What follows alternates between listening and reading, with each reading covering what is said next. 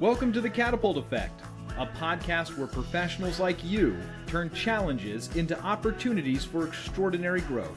If you're tired of struggling, feeling lost, and ready to catapult yourself into the best version of you, then you're in the right place. Here's your host, Katie Wrigley.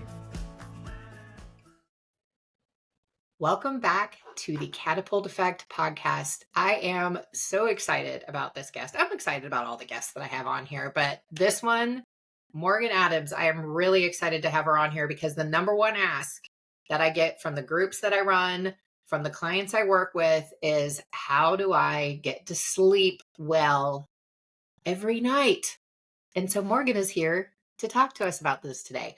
Morgan Adams is a transformative holistic sleep coach who empowers women to conquer their battle with sleepless nights without reliance on sleep medications. I love that. With her powerful sleep toolkit, Morgan not only ensures that women experience profound enhancement in their sleep quality, but she also guides them in rekindling their relationship with sleep, paving the way for less stressful and more fulfilling days. Having struggled with insomnia and dependency on prescription sleeping pills for almost a decade, Morgan intimately understands the profound impact sleep has on one's quality of life. Isn't that right? Morgan's resilience shines bright as a two-time breast cancer survivor. This experience fueled her advocacy for a lifestyle rooted in disease prevention. Her wisdom and guidance extended far beyond just sleep as she champions the holistic well-being in all aspects of your life. Welcome to the Catapult Effect podcast, Morgan. I am so excited to have you here. Thank you, Katie. I really appreciate you inviting me on. I have so many questions, and I'm so grateful that you're able to take the time out of your busy life and come join me on this podcast so that the audience can benefit from your knowledge and start to have solid sleep. Because that's one of the things that's come across my own attention, and I know you're going to know this well, is that we don't realize that we're sleep deprived. We're so adaptable as human beings, we don't realize it. Yeah, it's interesting because we have definitely found that people who are sleep deprived will at first sort of realize hey, I'm not getting enough sleep, but then they quote get used to it, but at the same time their bodies and brain are not functioning optimally, and they've done studies to back this up. So quite a few of us out there are definitely sleep deprived, and yet don't often fully realize that this is going on. And it's I think probably 1/3 of us at some point, are sleep deprived at any given time. So and I think even a few years ago, the CDC, I believe, declared sleep deprivation a public epidemic, or a public health crisis. To be looked at. So yeah, you're exactly right. A lot of people are sleep deprived. But yet doctors don't go over sleep I think they get a week on sleep. Yeah. The last I heard was that primary care doctors get about 2 hours of sleep science training. 2 hours? What the hell? 2 measly hours, right? For something we spend 1/3 of our lives doing. They get more education on how to manage diabetes than they do on how to manage sleep. And yes, diabetes is an important thing to know how to manage. Sure. But think about the fact that everyone sleeps, right? Right. We all are doing it.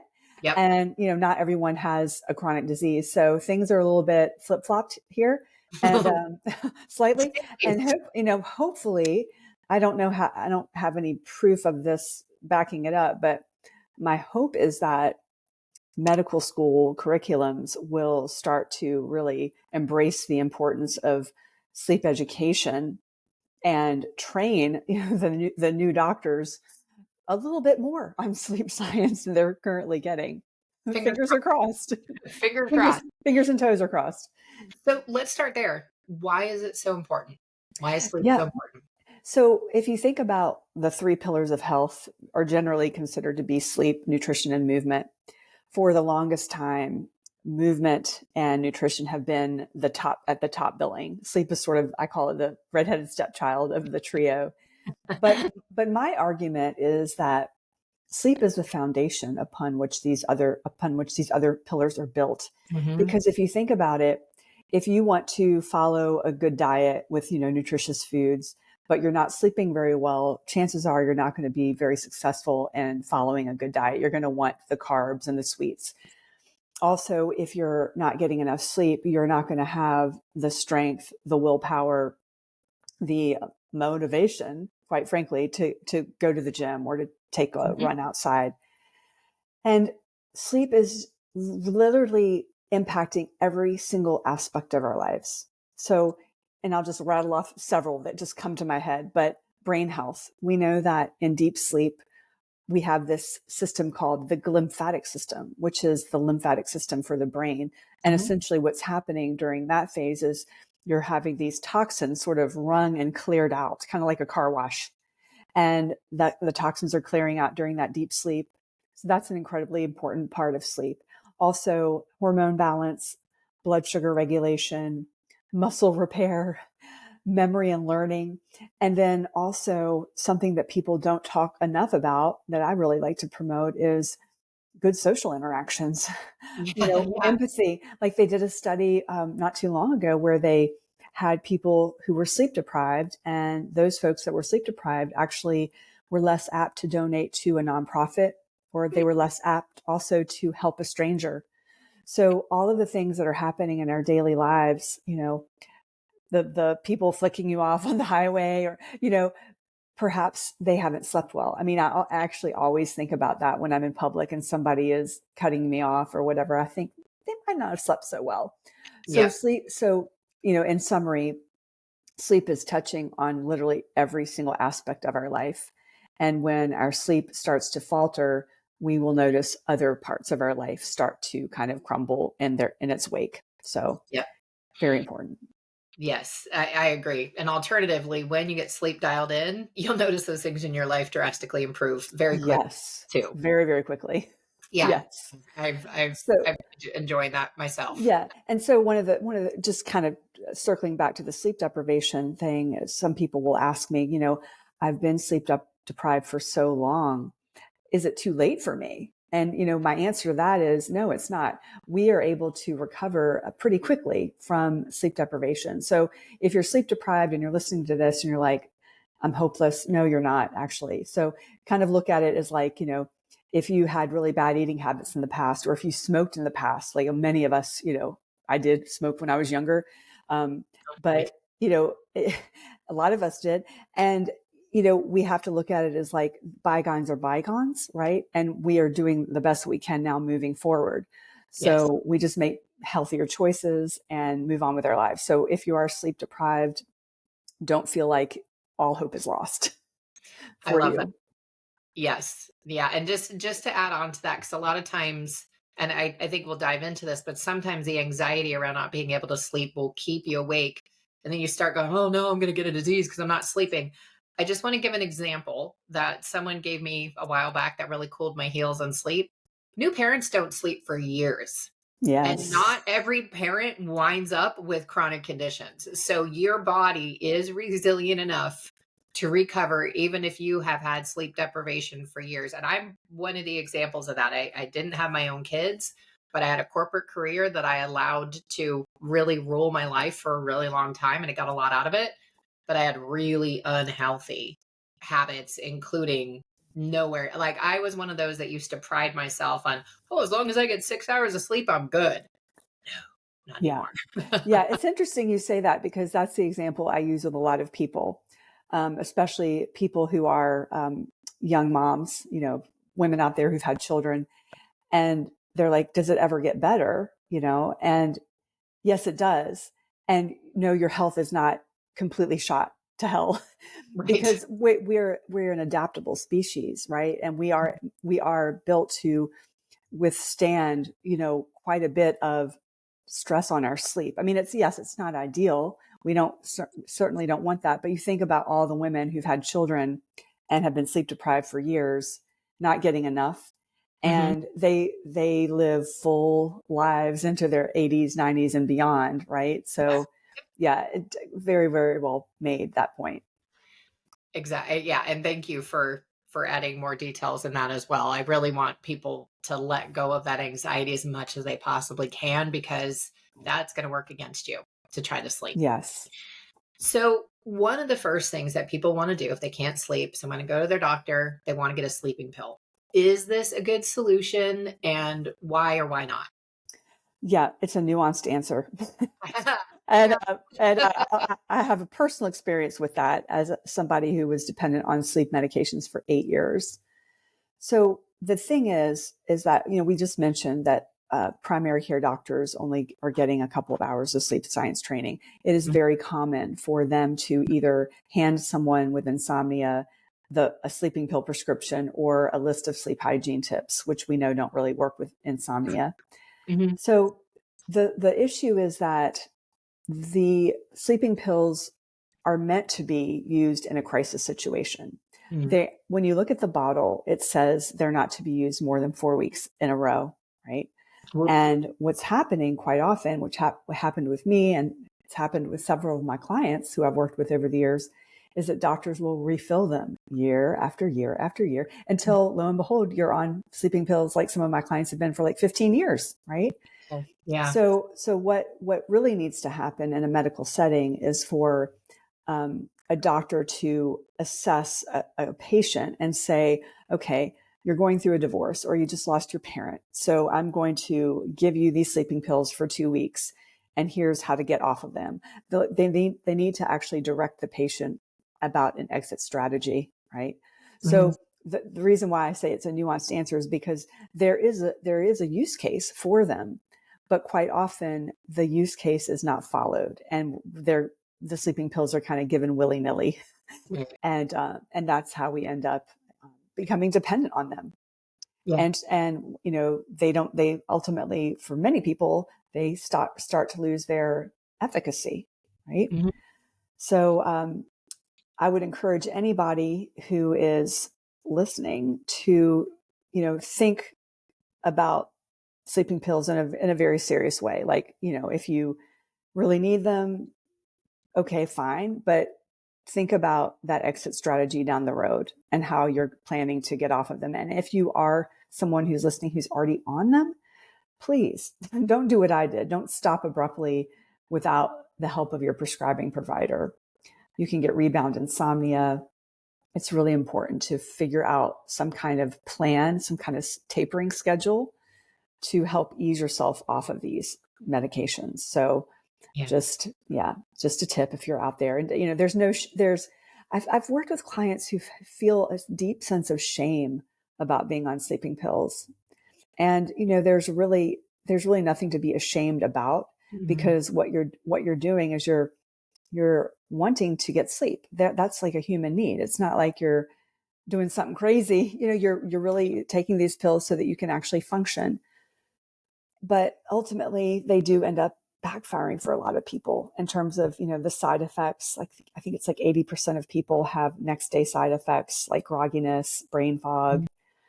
And so while we find that people do get about 40 to 20 minutes of extra sleep a night, usually when they're taking these pills, that doesn't really translate into real um, functional improvements because of those next day grogginess consequences that are Right. holding them back. I know personally, when I was taking the pills, I got into some trouble at work Yeah. for not for any bad behavior per se, but I was not able to write as quickly. I was not able to complete my tasks as quickly because I had brain fog pretty much until the end of the morning.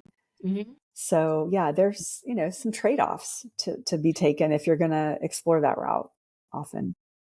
I had a really weird sleeping pill story myself. It actually led to a diagnosis of another condition. Oh, So, I used to travel all over the world when I was in corporate, so I would take Ambien to help me adjust to the time zone, and it freaked me out because there was when I was going to Europe, so not Europe, Asia. So it was a really long flight, and so it was Atlanta to Shanghai, and then it was going to go Shanghai to Singapore. And I had this teeny tiny little man next to me who was like balled up in his seat. Like I cannot put my feet on a seat. I'm not that small. And I ate a whole meal and I have no recollection of it. And the only reason I know I ate is because I had crumbs on me, and there was no way the little tiny dude next to me got the crumbs on me. And I'm yeah, like, what did I still have no idea what I ate. And so I'm yeah. like, all right, that's interesting. Well, But yes. yeah. I had episodes like that too. I would wake up and I would have like um, candy wrappers and cookie boxes, and Yep. I'm like, oh my god, which, again, I mean, if that happens occasionally, no big deal, but like eating that late at night is not good for your sleep. I No, mean, no, so it's yeah, not. I've heard Yeah, many wild tales similar to yours yeah, from, yeah. from people who don't recollect. And, that's like not dangerous, but the thing is that people will sometimes, I mean, it's not like a usual occurrence, but they will get behind the wheel and they'll do things that endanger themselves and others.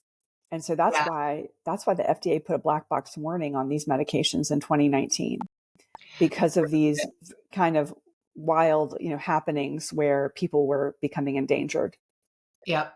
Yeah, and I'm glad that they did that. And Yeah. so Lunesta was the other one that I used to take. Mm, And this is yeah. no fault of the pill manufacturers. We're just talking about some of the side effects here. So we're not demonizing them if you're using them, just to understand. But I was taking Lunesta regularly and it made a difference, right? Like as soon as that metallic side Yeah. effect taste hit my mouth, I was out. Yeah. It worked great, except that I had a horrible brain fog. So they went looking for Yeah. anemia, found the opposite, and wound up diagnosing me with hemochromatosis when I was still in my 30s. So thank Wow. God I was an insomniac, because hemochromatosis can actually really shorten your lifespan if you don't catch it early. Yeah. So because I couldn't sleep, I caught this disorder early before it was impacting my lifespan. Wow. So, How serendipitous. right? Really Yeah. weird, roundabout Yeah. way, but I'll take Yeah. it. I'll take Yeah. it. Sure. It's better health. So, are there any sleep remedies or help, natural example like melatonin or something? Are there any that can help in healthy ways? Yeah. Before I recommend supplements to people, what I really want to help people do is improve their circadian rhythm naturally. And we can Mhm. talk about a few ways that I like to teach people how to do this, because Yes, we please. all know that we need melatonin. It's our sleepy hormone, and a lot of people supplement with melatonin, and we can talk about that in a second, but let's talk about some ways we can like really boost our melatonin naturally. So the first thing that you can do is you can spend a lot of time outside during the day. So we make about 95% of our melatonin subcellularly. It's kind of a hard word to say, Yeah. during the day. So interestingly, that melatonin production is impacted drastically if you're spending a lot of your time indoors during the day. So I think it was early 2000s, they did a study showing that we spend about 97% of our time either in our cars or inside. And just think back to many, many generations ago when we didn't have the indoor lighting. And as Right. our ancestors were basically outside all the time. So we're Mhm. essentially living in not in accordance to our biology, right? Right. So we really want to focus on brighter days, getting outside more, especially in the morning. And the morning sunlight is incredibly therapeutic. Getting outside within like 30 minutes of waking is ideal. I mean, if you can be there when the sun is rising, that's beautiful because it gives you this little cortisol boost. And then what you also need to consider to preserve your melatonin at night is really being in a dim environment, right? So Mhm. a lot of times homes will have these bright LED lights above us. I mean, I have a newer home and it came with those lights, right? And we need to like really be mindful of our light environment at home. So Yeah. cutting off those bright LED lights above us, maybe having a table lamp that's kind of got a dim light, candles, that's a great thing. If you have to be on a device, wear blue blocking glasses, dim your screens, put on like a red filter. There's a little hack that you can just Google how to make a screen red on your iPhone or whatever. And you just configure the settings. So you can like triple click the side of the phone and voila, you'll have a red screen. So if you Ooh, have to pop on your phone at night to do something, then you'll be protected.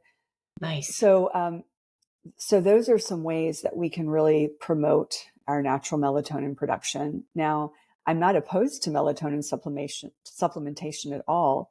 In fact, we know that when we get into our 50s and beyond, our melatonin secretion naturally just starts to decline. Mm. So I personally believe, and not everyone in the sleep world would concur with me, but I personally believe that once you hit your 50s and beyond, supplementing with a very tiny little microdose of melatonin actually could be a good idea for you because you're not producing the same amount that you were when you were younger. Now, if Right. you're going to go that route, though, you want to be mindful of the melatonin supplement that you choose. So several years back, they did a study where they grabbed melatonin bottles from shelves in pharmacies and grocery stores in Canada. And what they found was that for a lot of the bottles, the amount that was advertised on the bottle did not actually match up with what was in the actual melatonin pill. Yeah. And so there was this wide variance where some people got like a very small quantity of the melatonin and other people got great quantities of the melatonin in their bottle. Oh, And wow. while, large doses of melatonin aren't unhealthy per se, some people have a lot of grogginess when they have too much melatonin Yep. supplementation. Right. And then we also know that there's potentially 13 different contaminants in synthetic melatonin. Oh, So, wow. yeah. So, if you're going to be shopping for melatonin, I would really steer clear of like the big box brands that you might get, in bulk, and Hmm. go with a more of a pharmaceutical grade that, you get from a practitioner. There's also a product that I've been leaning in on and recommending to clients. It's a plant melatonin called Herbatonin. It's made with just rice, chlorella, and alfalfa. Hmm. And they showed that it was like 5 to 7 times more potent with antioxidant and anti-inflammatory properties than synthetic melatonin. So I thought that was pretty cool. So I'm usually steering people to the plant melatonin just to kind of avoid the synthetic add-ons that the synthetic melatonins have. Thank you for sharing that. That was a lot of Yeah. really useful information to help guide people around. So, do supplements or sleeping pills, do they impact the quality of sleep? And if so, how much does that matter versus quantity? Kind of a double question there. Yeah. So sleeping pills can impact the quality of your sleep for sure, because it can change the sleep architecture. So sometimes you may not be getting the proper amount of deep or REM sleep. Hmm. So that's one issue to look out for. Now, the age old question, what's more important, quality or quantity? You know, I would say in the end, quality will win out. But let's kind of talk about sleep health in terms of the quality and quantity, and something that's actually just as important, maybe I think even more important than that. But just to kind of shed some light on the quantity, we're looking at 7 to 9 hours of sleep as recommended by the National Sleep Foundation. When you look at their fine print for those recommendations, though, you will see that they say that anywhere between 6 and 10 hours can be appropriate for some people. So just remember, like everybody has their own sleep need in terms of quantity. So just like everyone has a different shoe size. So like I'm really good with 7.5 hours. I know a sleep doctor who's pretty well known who needs 9 hours, right? So Yep. we have a lot of differences. Quality is, I would say, edging out over quantity, though. And quality really refers to how much of that time are you actually spent in bed that you're asleep, right? A lot of times people will spend lots of time in bed, but not a very robust percentage of that is actually spent sleeping. So we want to kind of, our benchmark is 85% is what we really want to aim for as far as like time in bed that we're actually sleeping. And then another quality measure is the REM and the deep that we're getting. But what I did want to share as far as something new that is sort of coming on the horizon as a really important marker of sleep health is consistency, right? So Oh, that hasn't been part of the dialogue a lot, except for probably over the past several months, because there was a really large study that was launched in January of 2024, thousands of people that were looked at. And what they found was that mortality rates were lower in those who were getting 6 hours of regular uninterrupted sleep for the most part versus people who were getting irregular interrupted sleep at 8 hours. oh, So my prediction is that when we look at public health recommendations for sleep health, mhm. they're going to start to add more meat to the consistency piece, because that is proven to be really, really important as far as like our longevity, overall. Right. And when you say consistency, do you mean the length of time sleeping or the sleep window, or do you mean both? Great. Yeah. Really, the sleep window. What we're really aiming to do is keep our sleep window. We're just I'm going to have sorry. animals on the podcast. No worries. This is life. It's all What good. we're It's all what we're really looking for is to keep our sleep and wake times between, like, varying by half an hour. So, for example, if you're going to bed at 10 and you're waking up at 7, trying to keep that sometime within the half hour. So not veering too far off the mark is yeah. really what we're meaning by consistency, and also consistency of hours. That's going to naturally fall into place, though, if you're keeping that sleep window, between 30 minutes plus or minus. So, there are a lot of people out there, and I was like this in my 30s, where, I had to get up for a job, like an office job. And I had to get up at 6 to get to work on time. And on the weekends, I would end up sleeping until like 9, because I'd be up late watching TV or whatnot. And that created this massive social jet lag, which is, if you haven't heard of the term social jet lag, it's pretty much jet lag, but it's created by the things that we do, right, on our own. Mm-hmm. And it feels a lot like jet lag too, but you're not getting the benefit of going anywhere. And so what ends up happening for a lot of people is, like, Sunday night hits and they're like, oh God, I can't fall asleep. Monday morning, they feel like garbage. And then by Tuesday or Wednesday, they're like back up to speed, only to repeat the process again the following week. Yep. So we really want to be very mindful about that consistency piece. So I think we're going to see more recommendations in the public health discussion around sleep. Yeah, I hope so, because we need to, like you've said, this is the pillar of health, right? It's something that every one of us has to do, and we're supposed to be doing it for a third of our life. Yeah. And what I find interesting, and we're the only mammal that tries to get all our sleep in one fell swoop. Like other animals, they nap during the day. Look at your cats, look at your dog, look at other animals out there. They are taking different rests. They are sleeping in different intervals in there. So humans are unique in us trying to get it all done in those 7 to 8 hours every night, which I find really interesting, actually. Yeah. So what about the wearable devices? So I wear my Aura Ring and I absolutely love it. I think, I was gonna say, I think I saw one on your finger too. So they helpful, they harmful? Is it a double-edged sword? Is it a caveat? What would you say? Well, there again, a nuanced answer to that. So I'm a big fan of sleep trackers. I actually use 3. Wow. I don't recommend. I have the Whoop, the Aura, and then I have an 8 Sleep mattress topper that has an embedded sleep tracker. So it's interesting comparing. I take it with a grain of salt. I don't get too wrapped up in it. But here's where I find that sleep trackers have value. I think it's for people who are wanting to optimize their sleep, and they're able to take the data that they see from their tracker and make behavioral changes based on that data. Mm-hmm. So, for example, you can run little experiments. You can eat later and look at your score and go, wow, I didn't have really great scores. Wonder what will happen if I move my dinner time back an hour so that I'm eating an hour earlier. And then you can see, like, potentially sleep changes for the better. Oh, yeah. So if you're that kind of person, it's a great tool to help you build better behaviors. Where it tends to backfire are when people who have insomnia wear them. And this is actually most of my client population, with people with insomnia. Right.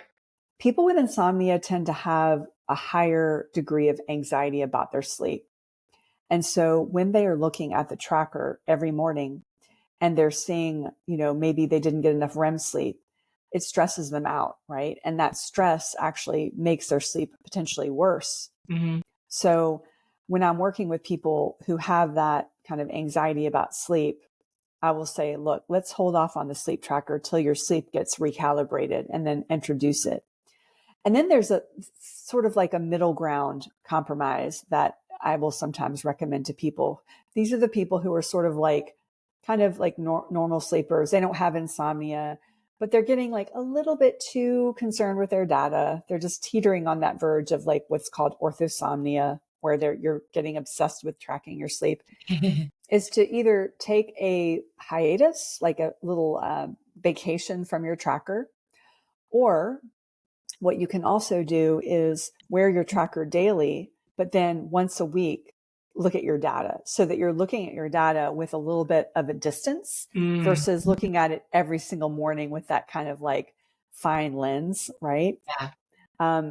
So yeah, you have to really know yourself. You have to really know kind of how you'll react to the data and if it's going to hurt you or help you. Because I talked to lots of people about sleep all day long, and I quite frequently will have people say, you know what, Morgan, I had an Oura ring for a year and I just had to give it up. It was just like it was just making me mad because, my sleep wasn't that great. And I feel internally that I sleep great. I feel, subjectively that it's good, which brings me to the point of really at the end of the day, it's how you feel about your sleep, which is like really the most impactful thing. If you feel like your sleep is good, if you're not having to rely on caffeine or like fake energy boost throughout the day, you don't have to take naps all day long, you're probably doing all right, and there's probably not much to be concerned about.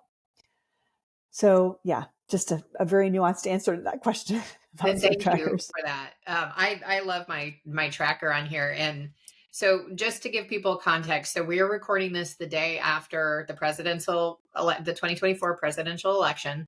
So we now all know who the president is going to be. I'm not going there. But what we do know is that people for the last weeks, months have been freaking out about this election. And as much as I was really using all my tools, I still got impact. I'm human and I still got impacted by it. And so one of the things I watch is the correlation between my sleep score and my resilience. Because like you were talking about, like you have one night where you don't have a lot of sleep, you're not really going to have the motivation to go to the gym. You're going to be more cranky. You're going to have shorter patience. You're not going to be thinking as quickly. And so it's interesting to watch how it affects resilience, but for the last like week to 10 days, and it may also be because my iron could be high. I'm about to have to get it checked again. So there could be a couple of things that could be playing in, but I noticed that I was waking up more and that's kind of going downhill. So and this is going to be another 2-part question. What is insomnia? And does that include those like middle of the night wake ups in the definition? Because a lot of people may be able to fall asleep, but then they're wide awake at 3 o'clock or 4 o'clock in the morning. Yeah, really good question. So the clinical definition of insomnia is when you're having trouble falling asleep, staying asleep, waking up too early. And on top of that, you're having some kind of daytime dysfunction or just general dissatisfaction with your sleep, and you feel like your sleep is unrefreshing. So it's actually a pretty broad definition, because quite frankly, there are a lot of people out there who are maybe taking a while to fall asleep. They may have quite a few awakenings and they don't give a crap. Like they're like rocking and rolling through their day. They're not even bothered. Those are the people that are not going to ever come to me. Right. Right. But when the people who come to me are the people who are, having a lot of awakenings or they're really having a hard time getting to sleep and they feel like crap the next day emotionally, and they're having lots of daytime consequences. Those are the people that really are fully meeting that definition of insomnia.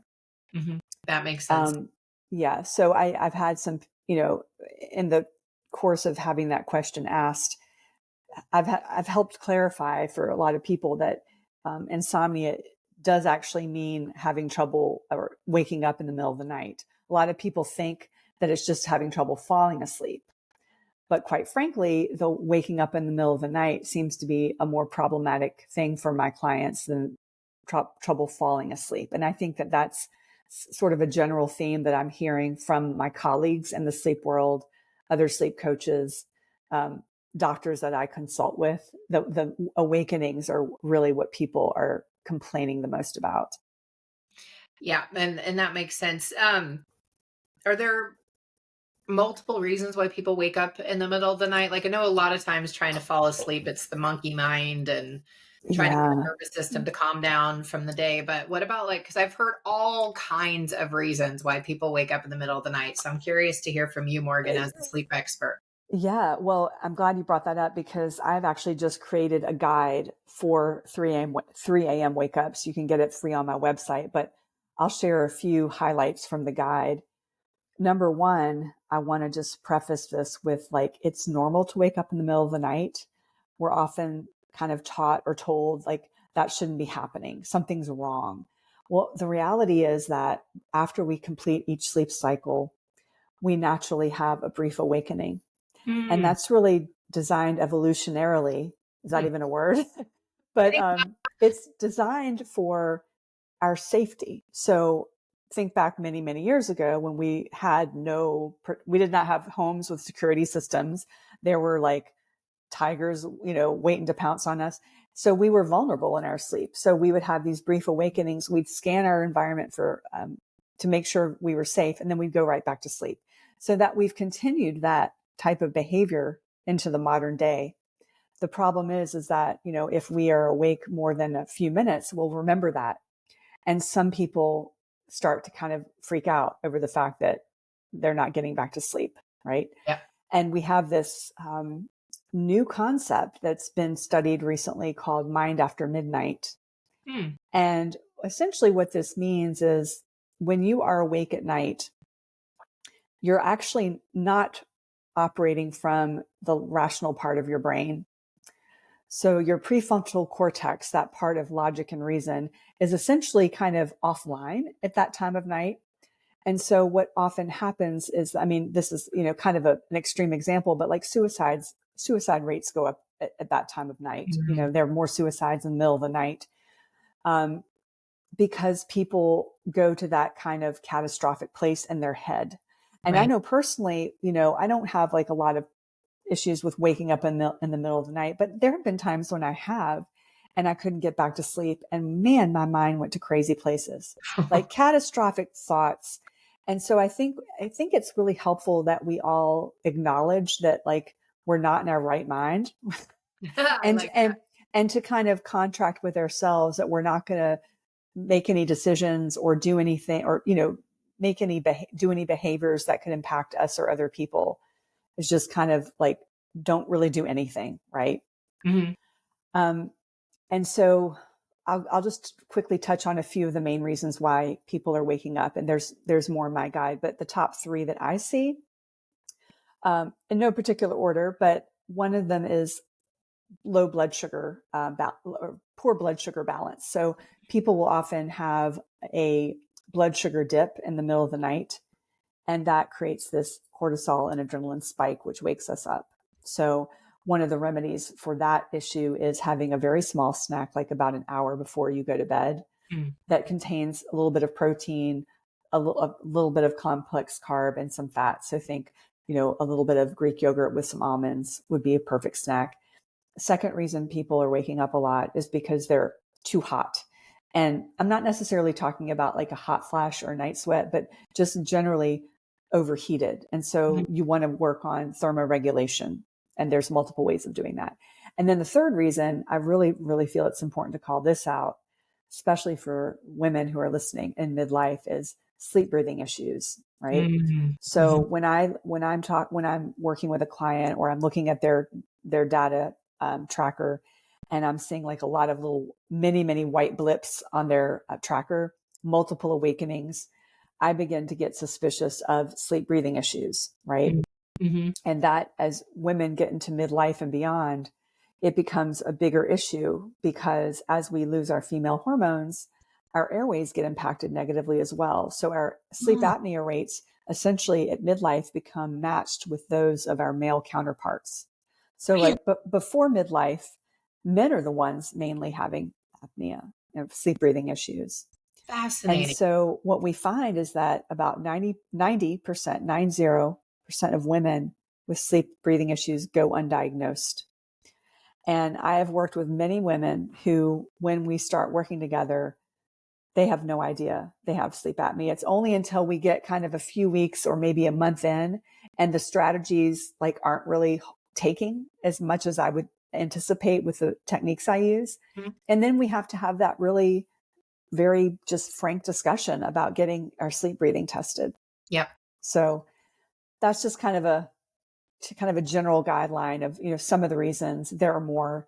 And, you can get the guide for free and really kind of delve into the whole topic because there's a lot to talk about because it's such a meaty problem for a lot of people. It is. And I'm definitely going to be grabbing that guide myself. Thank you for that, Morgan. Yeah.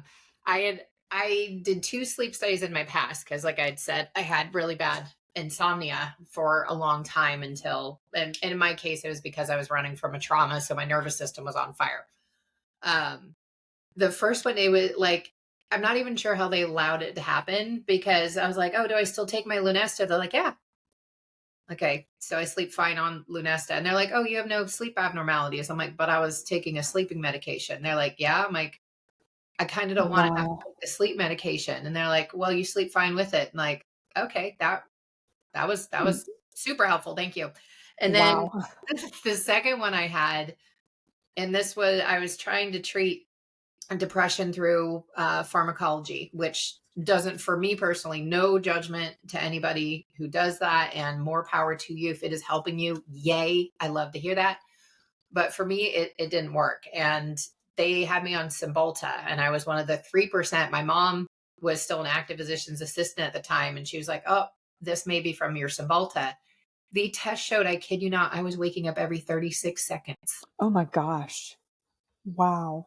And the psychiatrist who had prescribed them, like, despite the fact I told her I was revved up, like, she just figured she had my meds down and that wasn't the problem, and was nowhere to be found after the sleep study. And that was, I'm like, I'm done. The pharmacology with sleep, this is not working for me. And then that medication, I was like civil. It was horrible. I'd be like driving along singing, and then someone would piss me off and I'd bark at them like, oh, it was no fun. But that was, how long was that going on? 9 months. Yeah. I think. And I had fibromyalgia. I was super overweight because I was so dysregulated. I was waking up every 36 seconds. Yeah. Ironically, I used to sell antidepressants as a pharmaceutical sales rep. Ironic. And I was actually taking the one that I sold. So I was intimately familiar with them as a class of drugs. But now with Cymbalta, was it hard to get off that? Because I remember that you have to really titrate slowly or you'll get those little shocking things. Oh, I titrated at like, I took 3 times as long as they recommended. Whatever they recommended, I like quartered it. So it took me like 2 or 3 months, I think, to fully, and I was not taking a high dose. Took me like 3 months to get off of it. And you cannot, that wasn't fun. Things that they don't tell you before they put you on something like that. It's like, it would be helpful to know that like once you're on it, it's going to take a while to get off of it. I think a lot of people would take pause and like rethink that decision.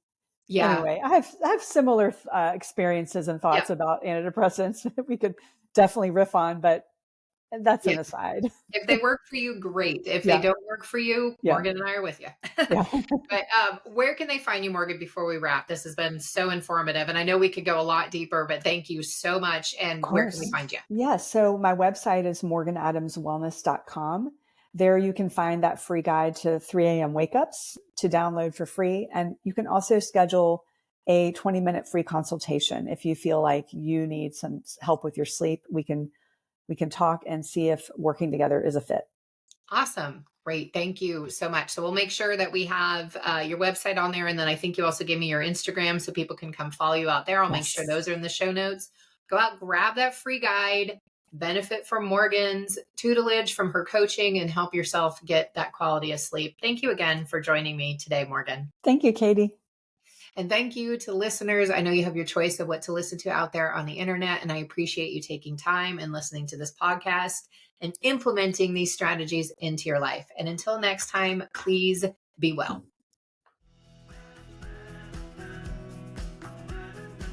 Thank you for joining us today. If you enjoyed this episode, please share it with a friend and leave a 5-star review, which helps grow the podcast and reach others just like you. While you're at it, connect with Katie on social media. You can find her on LinkedIn, TikTok, Facebook, and Instagram as @CoachKTDubs. That's CoachKTDubs. This has been the Catapult Effect with Katie Wrigley. Thanks for listening.